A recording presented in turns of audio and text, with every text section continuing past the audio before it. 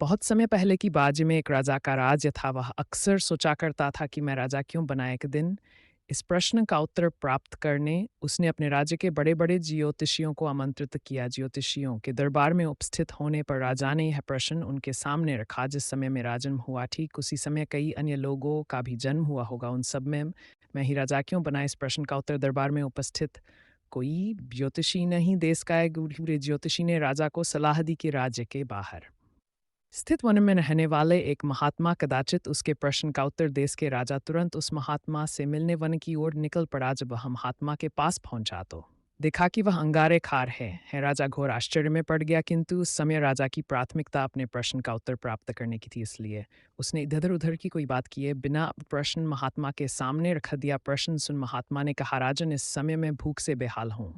मैं तुम्हारे प्रश्न का उत्तर नहीं देखता। कुछ दूरी पर एक पहाड़ी है, उसके ऊपर एक और महात्मा तुम्हें मिलेंगे। वे तुम्हारे प्रश्न का उत्तर दे देंगे। तुम उनसे जाकर मिलो। राजा बिना समय व्यर्थ किए पहाड़ी पर पहुंचा। हाँ, भी उसके आश्चर्य की सीमा नहीं रही। अब उसने देखा कि वहां वह महात्मा चिमट सेन नोच नोच कर अपना ही मांस खा रहा है। राजा ने उनके समक्ष भी वही प्रश्न दोहराया। प्रश्न सुनकर महात्मा बोले, राजन, मैं तुम्हारे प्रश्न का उत्तर नहीं दे सकता। मैं भूख से तड़प रहा हूँ। इस पहाड़ी के नीचे एक गांव है, वहां 5 वर्ष का एक बालक रहता है। वह कुछ ही देर में मरने वाला है। तुम उसकी मित्र यूसे पहले उससे अपने प्रश्न का उत्तर प्राप्त कर लो। राजा गांव में जाकर उस बालक से मिला। वह बालक मरने की कगार पर था। राजा का प्रश्न सुन वह हंसने लगा। एक मरते हुए बालक को हंसता